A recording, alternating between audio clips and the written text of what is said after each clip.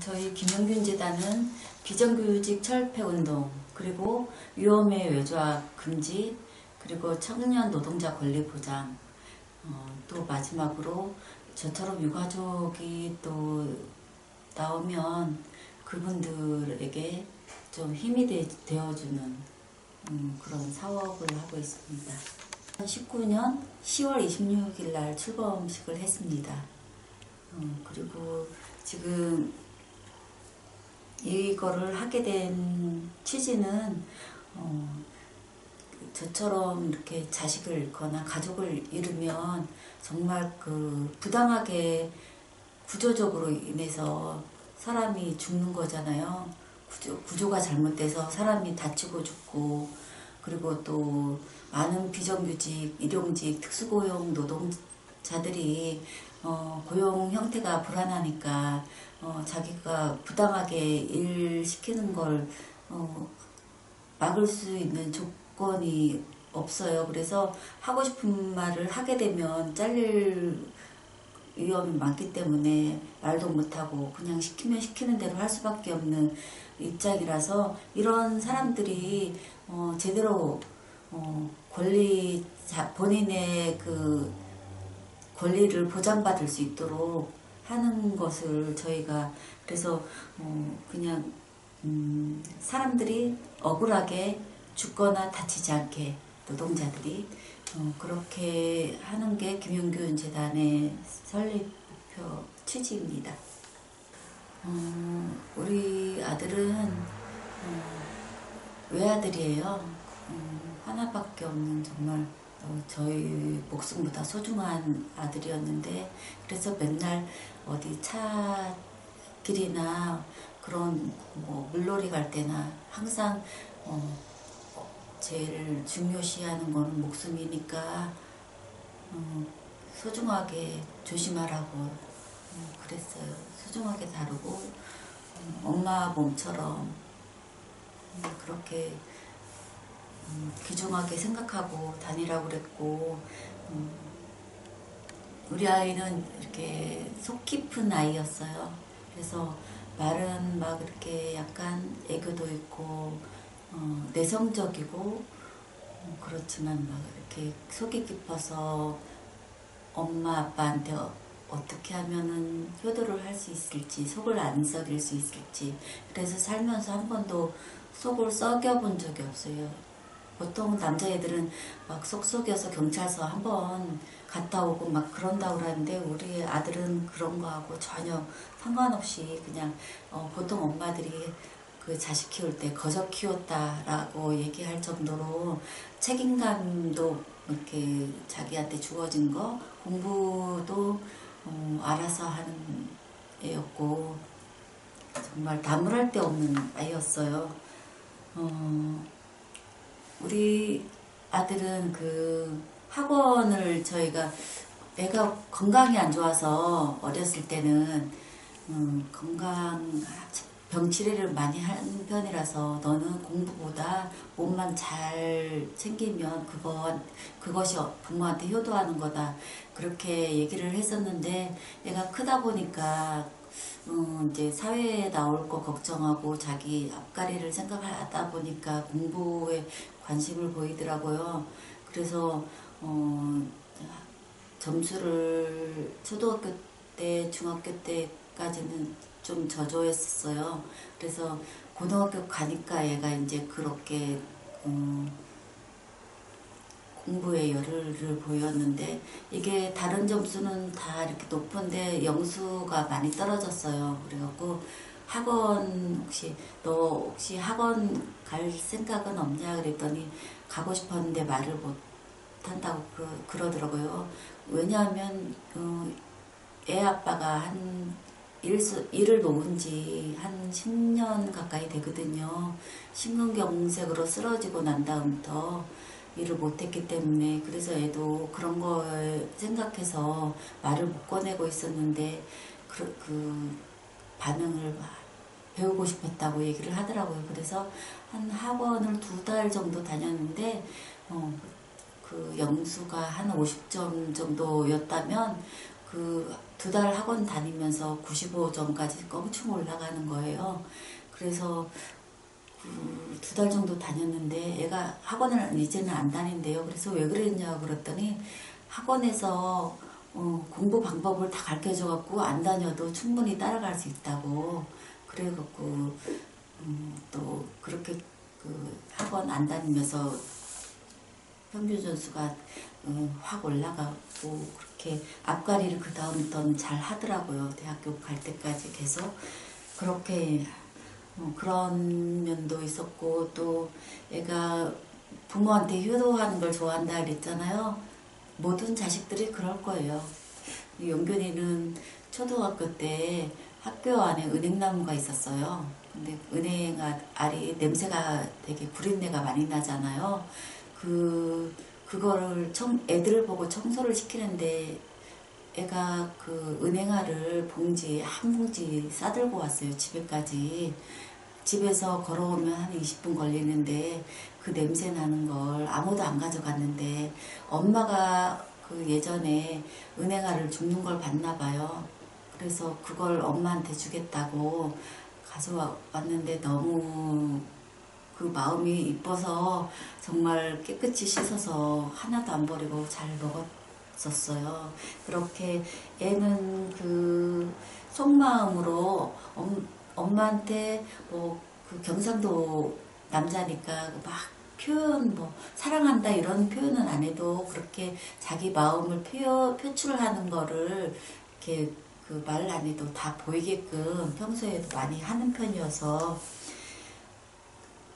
그런 저한테는 정말 애가 그냥 삶의 희망이고 그 애만 보고 있으면 행복하다 이런 생각이 들 정도로 저희한테는 많이 컸어요. 심지어 제가 그 아들 사고를 나고 정말 받아들이기가 정말 힘들었어요. 지금까지도 그 아들의 부재를 받아들인다는 게 정말 너무 마음이 아프고 그래서 받는다는 자체가 정말 안 되거든요. 근데 이게 현실에 일어난 거고 그걸 받아들여야만 한다는 게 끔찍한 거죠. 저 유가족으로서 심정은 그렇습니다. 김영균법은 김영균이가 안 들어가 있다고 많이들 얘기하잖아요.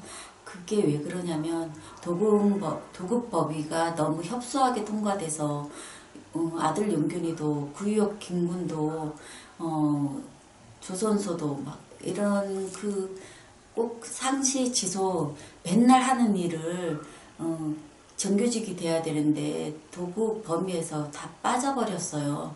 그래서 김영균 없는 김영균법이라고 하고 그리고 또 2번째는 그 작업 중지권이 있는데 예전에는 작업을 전면 작업 중지하고 사고 난 장소에 그리고 보완하고 그래서 사고 안 나게끔 보완하고 그 다음에 가동하게끔 하는데 지금은 오히려 후퇴돼 갖고 지금 그냥 부분 작업 중지가 되게끔 되어 있고 그리고 또 문제가 이게 작업 중지를 다시 요청을 해서 가동을 해야 되잖아요. 그게 기간이 4일 안에 하도록 되어 있고 이게 더 심각한 문제가 뭐냐면 이 4일 안에 토요일, 일요일 끼면 그 사고가 안 되도록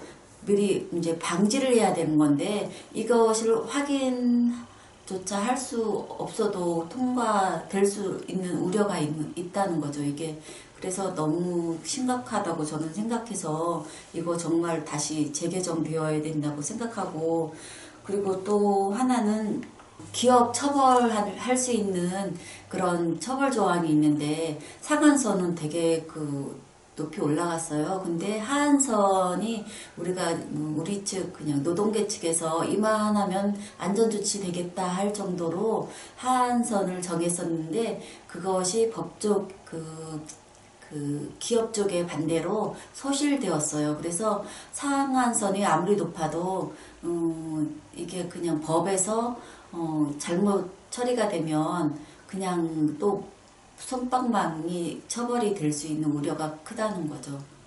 네, 이렇게 1억 세 가지가 정말 다시 재개정돼서 바뀌어야 된다고 생각합니다. 산재는 개인의 실수가 아닙니다. 개인의 잘못이 아니고 기업으로부터 살인을 한 것입니다.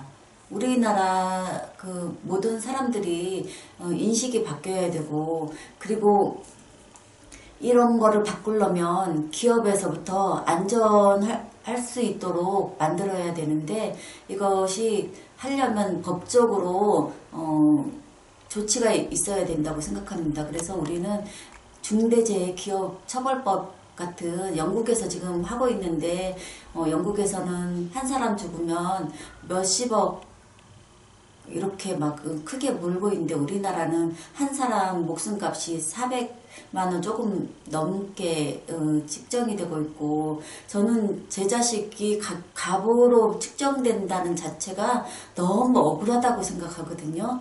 근데 그 가격도 너무 작아서 이게 사람의 목숨값을 이렇게 정한다는 게 정말 이해가 안 가고, 기업은 그 돈만 내면 또 사람 죽어도 그 돈만 내면 다 그냥 다른 제재가 없고 그냥 또 그냥 아무런 처벌도 없고 그렇게 또 진행하는 거라서 이렇게 하면 안전 조치하는 것보다 사람의 목숨값이 싸기 때문에 그 사람의 목숨값만 내면 된다고 생각하기 때문에 이런 기업들이 안전 조치를 안 한다고 생각하거든요.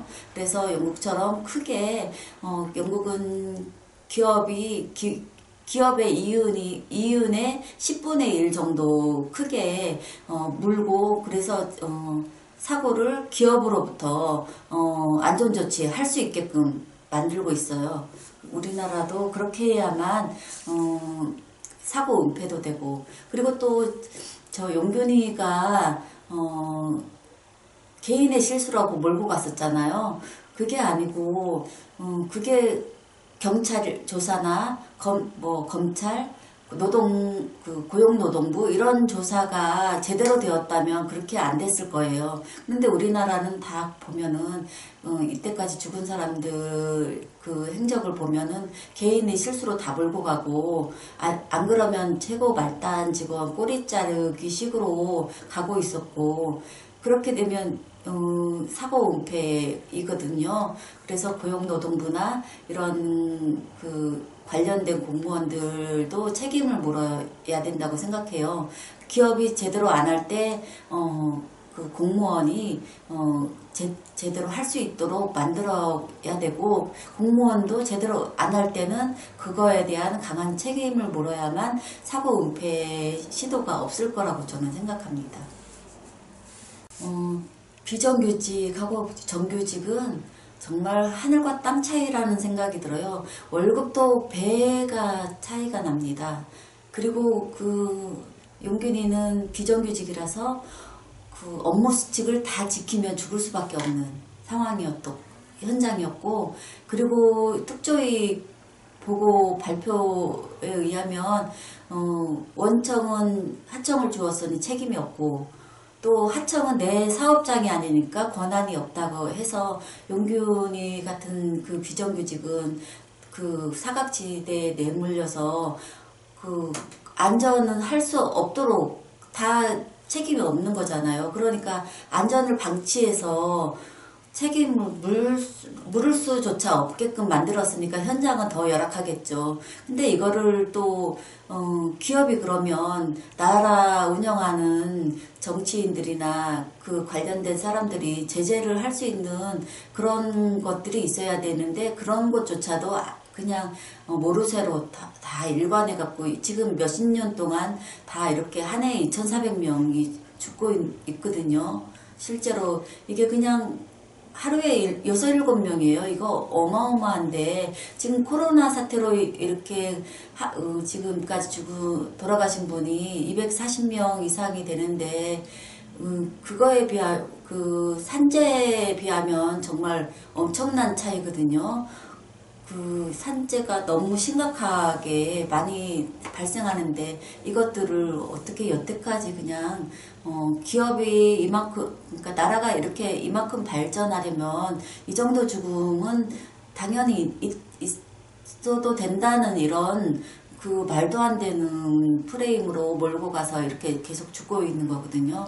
이 죽음들은 다 단순한 거예요. 안전펜스 없어서 떨어져 죽고, 용광로에 떨어져 죽고, 2인 1조 안 돼갖고 사람을 살릴 수도 있는데, 용변이 컨베이어 벨트 딸려 들어갔을 때 밖에서 누가 그 풀코더 안전줄을 잡아당겼으면 안 죽을 수도 있었고, 그리고 건설업에서는 안전발판 제대로 되어 있고 떨어지지 않게끔 가에 가림막 설치를 했더라면 이렇게 죽는 거를 정말 많이 막을 수 있는데 이 조그만한 그 금액이 들어가는 거를 다 이윤으로 생각하고 착취를 하는 거예요. 기업에서. 그런 것들이 너무 나라 발전만 생각하고 사람의 목숨을 너무 하찮게 여기서 저는 그렇게 됐다고 생각하기 때문에 이게 그냥 우리나라는 정규직은 거의 그 비정규직에 비해서 많이 그 죽음이 많이 없어요. 비정규직이 거의 대부분이 죽음 상태에 많이 가고 다치는 사람도 몇만 명에 이르고 하네. 그런 것들이 다 차이고, 용균이는 자기네가, 비정규직들이 28번 그 시정 요구를 했는데 목소리가 올라가지 않았어요. 비정규직이니까 예산이 없다고 들어주지 않은 거예요. 그래서, 그 시정 요구만 들어줬어도 이런 죽음들을 막을 수 있었다는 거죠. 그렇게 하려면 비정규직을 없애든지 아니면 정말 이 사람들의 목소리가 올라갈 수 있는 법적 장치가 있어야 된다고 저는 생각하거든요. 그 비정규직은 그 문제가 뭐냐면 싼값에 쓰고 또 마음대로 또 자를 수 있고, 그리고 또 코로나19는 비정규직들한테 정말 더 치명적인 것 같아요. 마음대로 갖다 쓰고 버릴 수 있고 이러기 때문에. 네. 유족들은 대부분이 자기 잘못으로 애가 죽었다고, 막지 못해서 죽었다고 생각을 하는 거예요. 저도 그래요. 애가 조금 학교를 더 다니고 싶어 했는데 2년제 보냈거든요. 4년제를 가고 싶어 했는데 집안 형편이 안 돼갖고 그렇게 보냈는데, 그거 정말 4년제 보냈더라면 애가 안 죽을 수도 있었는데, 조금이라도 내가 관심을 해서 갔더라도 관심을 보였더라면 현장이 어떻고 이런 걸 캐물었더라면 애가 안 죽고 그냥 제가 발 뺄 수 있도록 해줬을 건데, 이런 자기 자책을 많이 해요, 유가족들은. 그래서 이거는 개인의 잘못이 아니고 국가가 구조적으로 그렇게 만들어서 죽은 거기 때문에 그렇게 생각하고 자학을 안 했으면 좋겠고, 그런 부모들은 트라우마 때문에 다 가슴 치고 사는데, 국가가 정말, 이런 죽음들을 막으려면 처벌이 있어야 돼요. 특히 말단 직원 처벌이 아닌 직접적으로 이윤을 창취하고 이윤을 가져가고 권한이 있는 원청, 하청, 기업 주들이 처벌을 받아야 된다고 저는. 그래야만 유가족들이 그나마 마음을 조금이라도 힘이 덜 들 수 있게끔 해줄 수 있고 위로를 해주는 거라고 생각해요. 특히 이런 산재 사망은 사람들이 많이 위로를 해주려고 그러잖아요. 진정한 위로는 이런 죽음들을 없게끔 만들어주는 게 우리가 바라는 위로예요. 다른 그 위로는 그냥 말뿐인 그냥 잠깐의 위로가 될 수 있을지 몰라도 진짜 진정한 위로는 그런 거라고 저는 생각해요. 네, 이제 이런 사고가 발생하면 저희가 이제 유가족들 연대 활동도 하고 있으니까 김용준 재단으로 연락 주시면 최대한 저희가 힘이 될 수 있도록 만들어 드리겠습니다.